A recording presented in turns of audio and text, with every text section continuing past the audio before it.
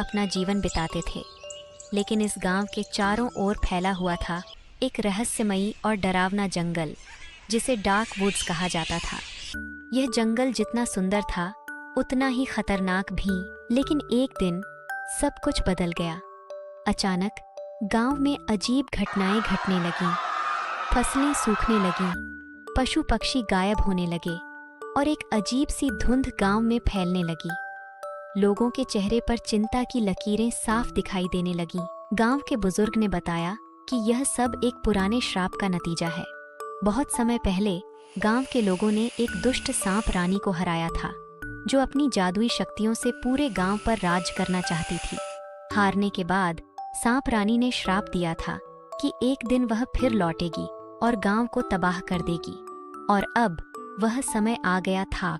लेकिन इस श्राप के बावजूद गांव में एक लड़की थी जो डरने के बजाय अपने अंदर कुछ खास महसूस कर रही थी। उसका नाम था अनाया।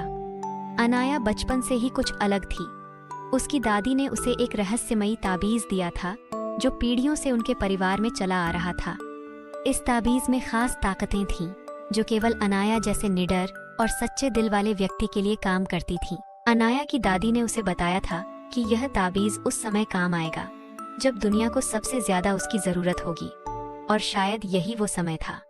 अनाया ने तय किया कि वह सांप रानी के श्राप को खत्म करने के लिए डार्क वुड्स में जाएगी। ताबीज गांव वाले बहुत डरे हुए थे। उन्होंने अनाया को समझाने की कोशिश की कि वह डार्क वुड्स में न जाए, लेकिन अनाया का दिल कह रहा था कि उसे ही इस श्राप को खत्म करना होगा। उसके पास न केवल ताबीज था बल्कि अपनी दादी की सीख और अपने पूर्वजों की शक्ति भी थी। अनाया ने अपनी यात्रा शुरू की।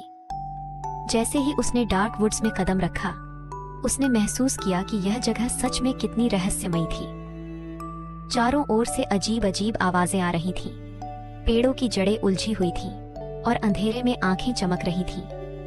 लेकिन अनाया को किसी चीज का डर नहीं था। रास्ते में अनाया को कई खतरनाक चुनौतियों का सामना करना पड़ा। उसने एक विशाल नदी को पार किया जिसमें जादुई पानी बह रहा था, जिससे हर कोई डरता था। वहां उसने एक दोस्ताना उल्लू से मुलाकात की जिसका नाम औरी था।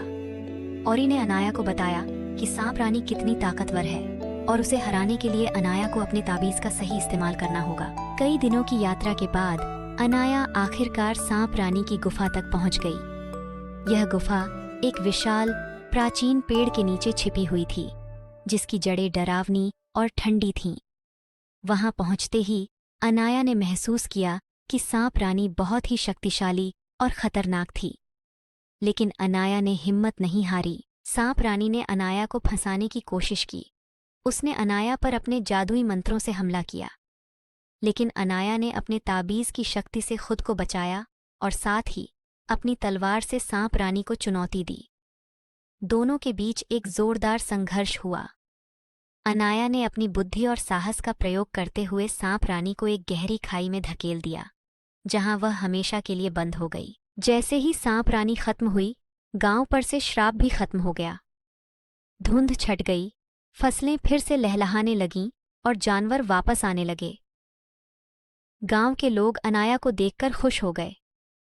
उन्होंने उसे गांव का सबसे बड़ा नायक मान लिया। अनाया ने अपने गांव को बचा लिया, लेकिन उसके दिल में अभी भी कई सवाल थे।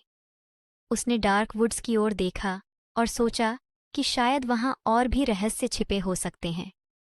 लेकिन यह कहानी यहीं खत्म नहीं होती।